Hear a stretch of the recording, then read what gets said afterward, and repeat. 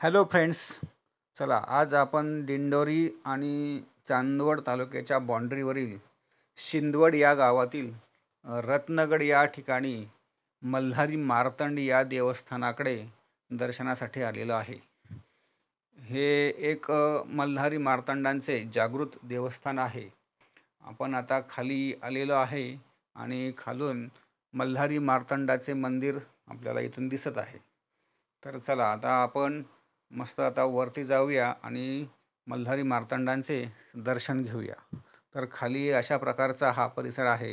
इथे नारळ आणि पूजेचे साहित्य खाली आपल्याला उपलब्ध आहे आणि सर्व खालून पायऱ्या केलेल्या आहेत. लहान मुलांना खेळण्यासाठी इथं असे घसरगुंडी, झोके वगैरे आणि गार्डन वगैरे मस्त छान सोय उपलब्ध आहे. आणि हे जे आपल्याला दिसतंय हे मल्हारी मार्तंडाचं कळस आणि वरती नाव आहे. ते खालीच एक वडाचं झाड आहे आणि वडाच्या झाडाजवळ एक पहिल्या पायरीवर पितळी कव्हर केलेलं आहे आणि महाराजांच्या पादुका तिथे आहेत आणि शिवमार्तंडाचा जय जयकार असं काहीतरी लिहिलेलं आहे. तिथेच पुढे गेल्यानंतर मुख्य पायऱ्या जिथे स्टार्ट होतात तिथे अशा 5-6 घंट्या लावलेल्या आहेत. आपण त्या सर्व घंट्या वाजवून आता पुढं निघालेलो आहे. आता हे देवस्थान असं छान केलेलं आहे. सर्व पायऱ्या केलेल्या आहेत.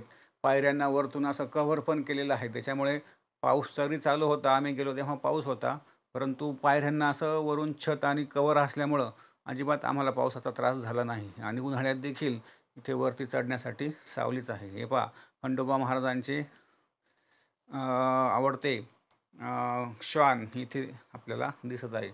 तसेच अशी फुलं, रानफुलं आणि असं भव्य मस्त छान असं नैसर्गिक वातावरण आहे. चला आता आपण पुढं पायऱ्यांनी जाऊया.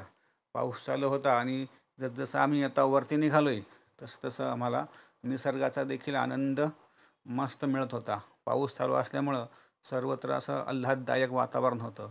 आमच्याबरोबर असणारे लहान मुलं असे मस्त पायऱ्या पटापट पटापट पुढं चढत होते. त्यांना त्या पायऱ्या चढायला एकदम अशी मजा वाटत होती. आपल्याला जर नाशिकमधून जर एक दिवसाचा पिकनिक आणि दर्शन असं दोन्ही प्रकारचं जर नियोजन असेल तर हा एक उत्तम स्पॉट नाशिककरांसाठी उपलब्ध आहे. आपण नाशिकवरून यायचं म्हटलं तर पिंपळगावला यायचं आणि पिंपळगाववरून एक वणीला रस्ता जातो. त्या वणी रस्त्याने गोंडेगाव या गावात यायचं आणि गोंडेगावमधून शिंदवड किंवा मग एक दुसरं गाव आहे पाचोरेवणी म्हणून. त्या पाचोरेवणी फाट्यावरून आपण डायरेक्ट पाचोरेवणी मार्गे सिंदवडला येऊ शकता. या ठिकाणाहून एक 10 किलोमीटर म्हणजे पिंपळगावपासून 10 किलोमीटर अंतरावर हे देवस्थान आहे. आता आपण पूर्णपणे वरती आलेलो आहे आणि वरतून आपल्याला हा परिसर दिसत आहे. पाऊस चालू आहे आणि या पावसात हा भिजणारा परिसर आपल्याला दिसत आहे. असा लांबून येणारा रस्ता आणि तो पावसाने ओला झाल्यामुळं असा वरतून असा मस्त चमकत आहे. आणि ही सगळं आता पावसाळ्याचं वातावरण असल्यामुळे परिसरात सगळं हिरवं हिरवंगार असं वातावरण दिसत आहे. तर आता आपण पुढे दर्शनासाठी जाऊया. चला आता आपण पुढे आता एक एक 20-25 पायऱ्या राहिल्यात.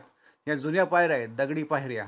आता आपण जुन्या पायऱ्यांजवळ आलेलो आहे. पहिल्यांदा खाली एवढ्या पायऱ्या नव्हत्या, ह्याच मुख्य पायऱ्या होत्या. आता आपण देवस्थानाच्या म्हणजे मंदिरात प्रवेश करत आहे. तर आता ह्या पद्धतीने इथे एक काहीतरी खाली एक मूर्ती ठेवलेली आहे दगडाची आणि इथे शेजारीच पताका म्हणजे आपला झेंडा ध्वज लावण्यासाठी एक स्तंभ उभा केलेला दिसत आहे. आणि इथूनच आता वरती जाण्यासाठी आपण निघालेलो आहे.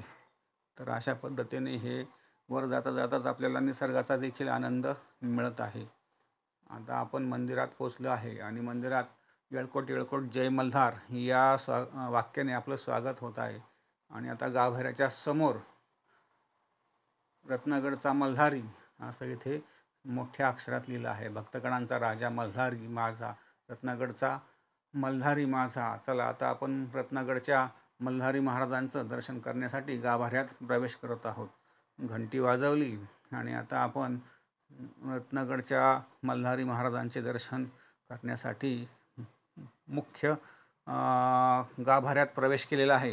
हे आहे आपलं रत्नगडच्या मल्हारी महाराजांचं दर्शन आता आपल्याला होत आहे. महाराजांची मूर्ती आहे. महाराजांची मूर्ती मल्हारी महाराजांची मूर्ती मध्यभागी आणि दोन्ही बाजूला त्यांच्या दोन्ही पत्नी, एक म्हाळसा राणी आणि एक बानुबाई अशा दिसत आहेत.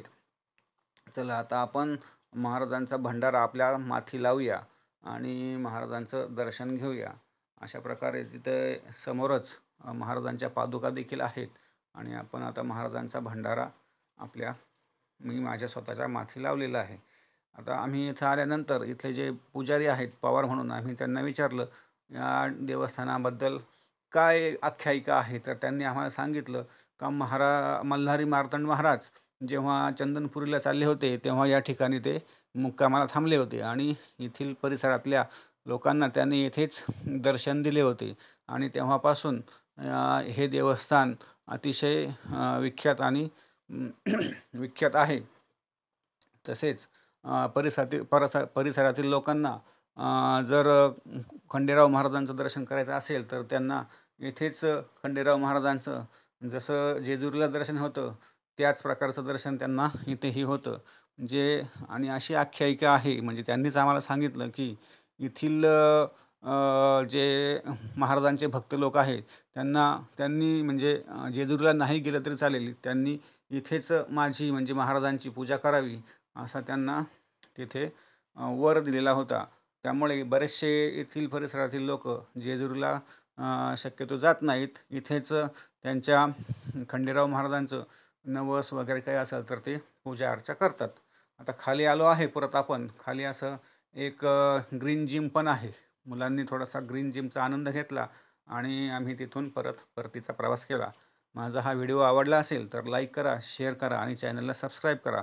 आपला एक लाईक, आपला एक शेअर हा माझ्यासाठी खूपच महत्त्वाचा आहे. त्यामुळे चॅनलला नक्की लाईक करा आणि शेअर करा. धन्यवाद.